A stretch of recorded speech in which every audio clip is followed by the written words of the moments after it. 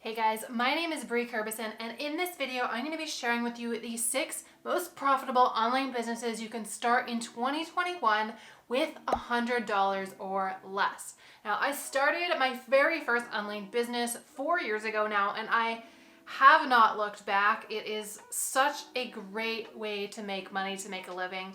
In 2021, it is easier than ever to take your skills, your knowledge, and turn that into an online business that is super profitable. So much of what we do in our daily lives has moved online in the last few years, and there are multiple ways to build a business that allows you to build the life and business that works specifically for you, no matter what your skill set is, no matter what your life circumstances. Oh, and a quick disclaimer before we dive in is that all of these ideas I'm about to share with you do take time and effort to get them going. These are not get-rich-quick schemes because we all know those are all scams, right? None of that actually works. So everything here does take time, it does take effort to get it up and going, but you are building an asset that's going to bring in income for months and years to come. So for that reason, it is 1,000% worth it to put in that effort and to build something that allows you to build that lifestyle that you want. So these 6 profitable businesses you can start in 2021 with $100 or less. Let's dive in. So number 6 is a dropshipping or e-commerce business. With this type of business, you're selling an actual physical product online, whether that is through your own store or on another platform such as Amazon or Etsy. Now, if you're building your own store, a great way to get started is to create your shop on Shopify. They make this super easy to get started, to build up your e-commerce shop very quickly and get it up and running. Now, with dropshipping, instead of having to order inventory and keep it yourself and ship it all out yourself, in which you have to drop a sizable investment in order to get that. With dropshipping, you don't do any of that. What happens with dropshipping is you create your store, and when somebody orders, you order that from a supplier and have it sent directly to your customer.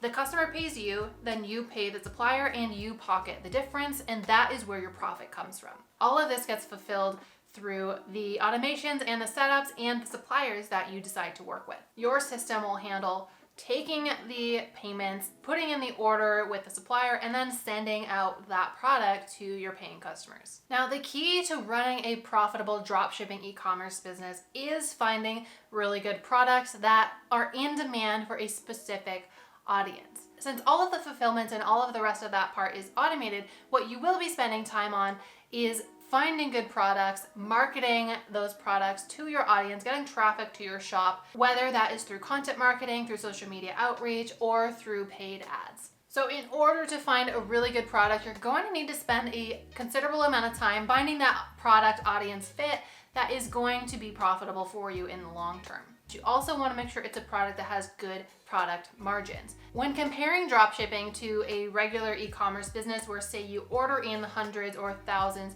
of items, the prices for what you order aren't going to be as good.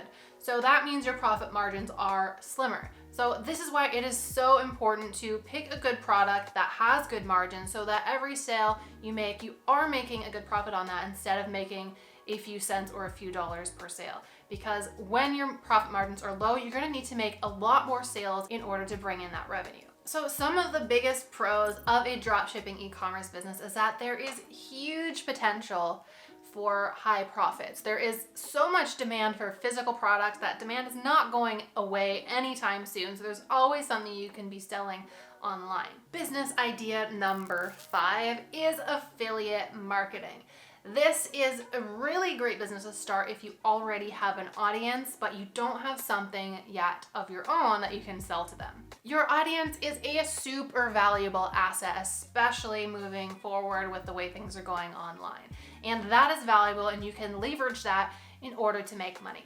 All you need to do is find some great products from other people that you can promote to your audience that is a perfect fit for their wants, their needs, and the problems they want to solve. How affiliate marketing works is that you would sign up for affiliate programs for other companies, for other products, and then you would get a special link that you can share with your audience. Now, you can share that link just about anywhere you want. You can share it on social media, you can share it on your blog, you can share it in your YouTube descriptions like I have done in this video. And when your audience clicks on those links, if they go ahead and buy something, you get a commission on those sales. You can be an affiliate of so many different things, from physical products to courses to software.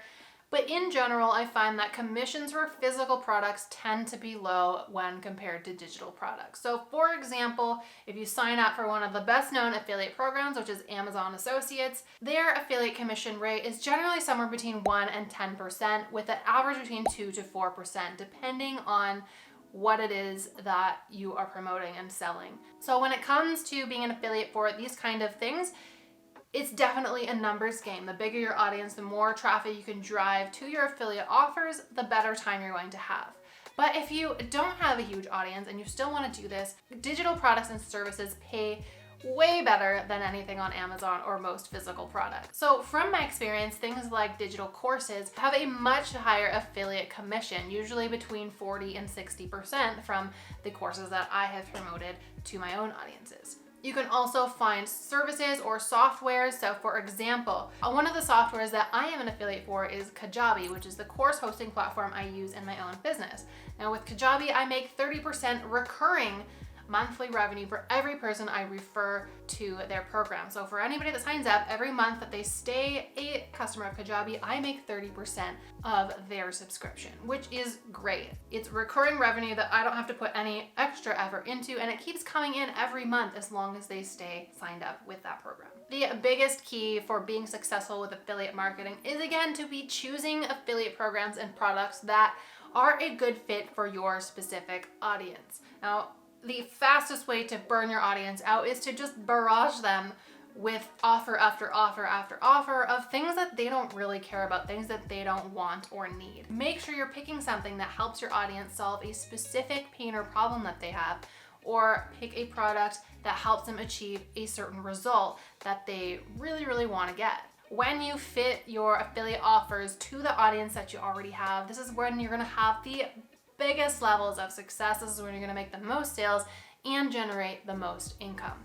A good rule of thumb, and one that I personally follow, is to only promote products that you yourself know and love. So anything that I am sharing in my links down in the description below are either softwares that I use and enjoy, or they are products that I myself have used and gotten good use out of. I'm not going and promoting things that I don't have that relationship with, because I want to be transparent and honest with my audience, because that trust is so important to making any kind of money, and I do not want to throw that away. So the cons of this business model are that it does require you to have an audience to begin with. So if you're starting out from nothing, this might not be the best way to go. The biggest pro with affiliate marketing is that it is super easy to get started, and there's basically zero startup costs in order to do that. All you have to do is go and find some affiliate programs you can apply to, sign up, and then start sharing your link with your audience. Some good affiliate marketplaces to start your search on to find some good products to share with your audience are CJ Affiliate, ClickBank, ShareASale, and of course Amazon Associates, as we all know. Online business idea number 4 is to start a freelancing business or offer a service. So with this business model, you'll be providing a service based on the skills and knowledge that you already have. So some examples: you can be a virtual assistant, you could be a graphic designer, or offer creative services. You could do web design, you could do social media management, or you could get even more specific. Instead of just generally doing graphic design, maybe you're a logo designer, maybe you do YouTube thumbnails. You can be very specific in the service that you do offer. So you are doing something that you're specifically good at, and the more you niche down, honestly, the easier it is to promote yourself and to get your first paying clients. Now, as long as you have a marketable skill that is in demand, this is one of the easiest businesses to start, because you don't really need anything other than a social media profile and a free account with PayPal so you can start accepting payments. If you don't even want to do that, you can simply sign up with a freelancing marketplace such as Fiverr or Upwork. Create your profile, determine what you are offering, and then put it on up there and wait for clients to come and contact you. Although you likely do need to do a bit of hustling to get your first clients, but these things are all free to start. It doesn't cost a thing to get going. So as one of the quickest and easiest businesses to get started, it does come with a few cons. So the biggest is that it is not scalable. It's great to get started, but you will find eventually your calendar will be booked out and you can only take on so many clients at once before you're completely overwhelmed and you can't take on anymore. Obviously, this is a problem for future you, and it's a good problem to have, right? When you have too many people wanting to give you their money. But unfortunately, you can't clone yourself yet and take on every single client that wants to work with you. You can increase your rates as you get more clients, as your demand grows, but there is a ceiling on that. You're going to reach a point where you're completely overwhelmed and completely booked out with client work. Luckily, there are options to help you scale, such as business idea number 3, which is to start an agency. Now, this is similar to the freelancing business idea, except you're no longer the one doing the work. You're the one running the business, and then you hire other people, whether that's contractors, whether that is employees, to do that service for you. You'll be offering similar services to what you would be doing as a freelancer, except on a much larger scale. So again, this can be things like providing virtual assistant services. This could be social media management. This could be graphic design, or it could be something completely unrelated to the online space. It could be tutoring for high school students, for college students in specific degree programs. Starting an agency is also a good option, even if you don't have that specific skill that you want to build that agency around. So even if you don't have graphic design experience, you can still start a graphic design agency by hiring graphic designers to do the work. This is great if you thrive as an organizer, as a CEO who's running a business. You're the one that looks after getting clients in the door, setting up those systems to get that work done, while your hired help, your contractors or employees, do the actual graphic design or whatever service it is that you've decided to provide. But this does require that you have good people skills, that you are good at making the right hires, because your agency is going to struggle if you don't hire the right people, if you hire people who lack the work ethic, who aren't good at their job. So this is something you have to be good at. You have to be good at hiring and firing and keeping those systems running in the background. You also need to learn how to market your business. You need to be able to find the right customers, get your offers in front of them, and enroll them in your service. So as I mentioned before, one of the biggest pros of the agency business model is that it is very scalable. Obviously, the more demand you get, the more people you can hire. So you can just hire on a couple more contractors and you're good to go for the next little while. It's very easy to scale. And because of that, you are not constrained by how much you can put into the business. It doesn't matter how much time you could personally devote to it, because you can just hire more people to do that work that needs to be done. The biggest con with an agency model is that it does have a higher overhead in order to run. Because you're hiring, whether that's contractors or employees, that is a substantial expense that you'll be paying out. So not everything that comes in is going to be profit. A lot of that is going to go back into the business to paying your contractors in order to keep that business running. This next business idea is one of my favorites. It's one that I have done in the past year, and that is idea number 2, which is coaching. So with coaching, you can take your current knowledge, expertise, the skills you have, and share that in a coaching program to teach somebody else what they need to know. You'll use your current knowledge or expertise to help people overcome specific pains and problems and achieve specific results. Now, the biggest thing about coaching is that it allows you to charge premium pricing.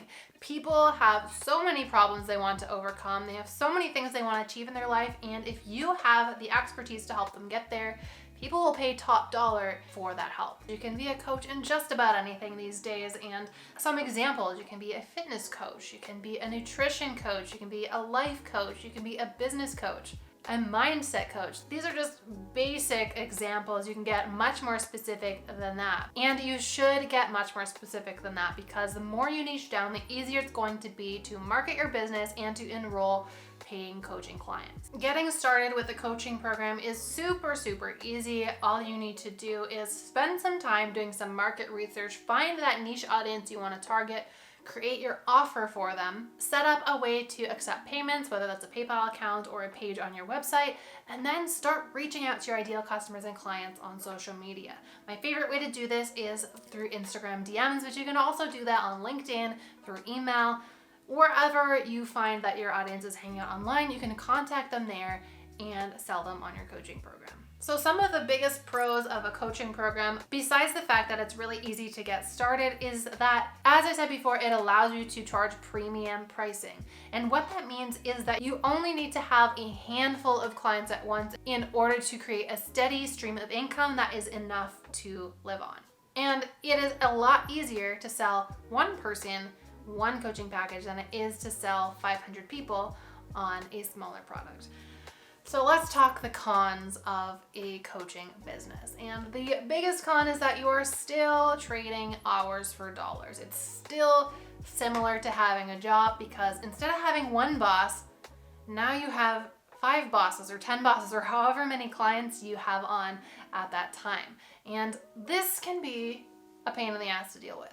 Coaching is also not the most scalable business because it requires you to be hopping on calls with your clients.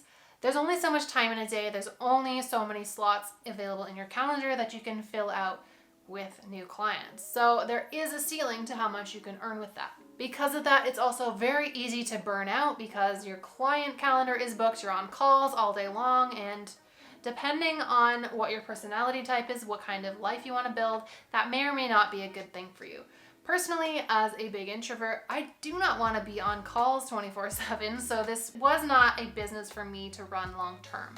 So if that is the same for you, I do have one last business idea that I think you're gonna like. So, you're ready for this? This is exactly what I do now. This is the main focus of my business, the main way I make money. Okay, business idea number 1, and my favorite out of the whole bunch, is to create an online course. So instead of packaging your unique skills and expertise into a coaching program that is not scalable, instead you package that into an online course. This is a great option if you want to take a coaching business and scale it, or you want to avoid that whole catastrophe and just go straight to a business you can scale in the first place, because it's a similar business model. You're teaching what you know, helping people solve problems, helping them achieve specific results, but you're doing it in a way that is scalable. It is something that you create once and then you can sell it again and again and again, and it does not fill up your calendar with calls every single day. To me, this just completely blows the others out of the water because A, I get to have a bigger impact, I get to help more people, I get to spend less time doing that in delivering that product, and I get to make more money doing it. It's basically wins all across the board. It also has really high profit margins because it is something that you build once and then you can have an unlimited amount of people sign up for that course and bring in income for each of those course sales. With my course-based business, my monthly expenses are basically just my course hosting platform. So that is, for me, that's Kajabi. Other than that, I don't have any other expenses, so everything else is pure profit. So basically, what you need to get started with a course is your phone, a course hosting software such as Kajabi or Teachable, and a free or affordable, simple video editing software in order to create the video content for your courses. Of course, courses do have some cons, and the biggest is that it is time intensive up front. So creating a course is no small feat. It does take some time. It'll probably take you a couple of weeks at minimum in order to create the actual program that you want to sell. You'll also need to do a deep dive onto the audience you want to target. You need to understand your audience so you can create a course that you know is going to sell. You do not want to just guess at what your audience wants, build that course, and then put it out there for sale, because that's likely to end in disaster, and it did for me the first time when I used that method. The first course I ever created, I thought I knew best what my audience wanted. I created a course, I spent 6 weeks doing it. I was so proud of what I did, and then I put it up for sale and one person bought it, and I made $200 for 6 weeks of work. So, yeah, don't do what I did.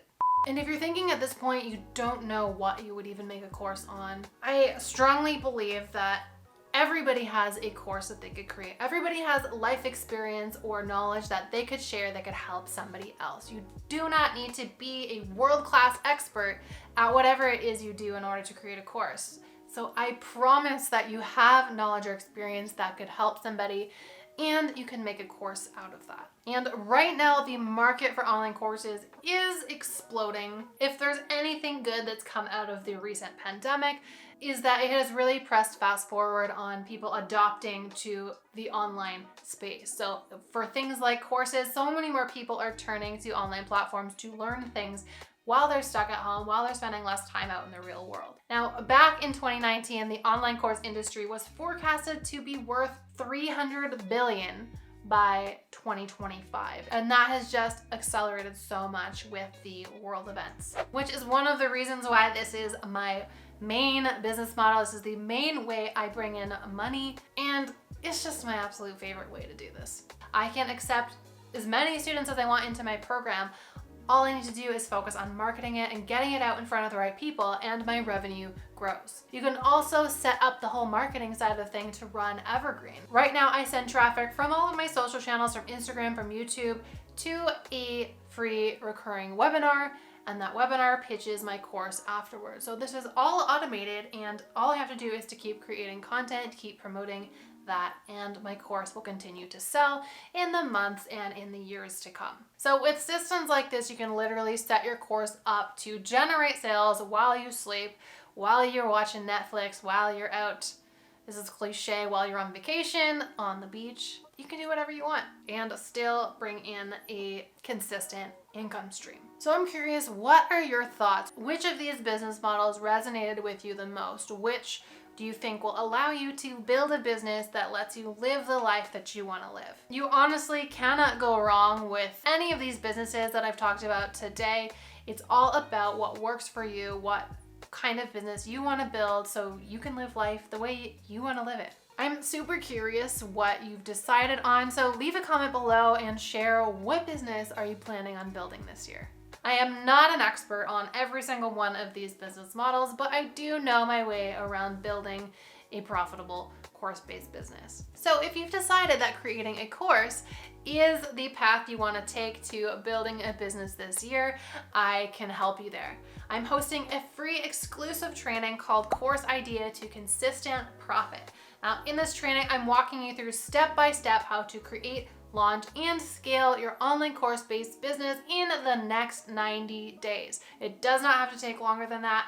And I'm showing you how to do all of this without paid ads and without having a huge audience to begin with. This can be done even if you're starting from scratch and you do not have an audience. So click the link in the description below to grab your spot. It's completely free, and I'm dropping some of my best tips and tricks on the course-based business model in this training. All right, guys, thanks so much for watching. And if you enjoyed this video, please leave a like, hit subscribe. I truly appreciate every little bit of support you can give me. Is there something I missed talking about in this video? If there is, leave a comment below and I can address that in the comments, or even create another video on whatever topic that you feel like was missing. Otherwise, if you're ready to take your course-based business to the next level, check out one of these videos next.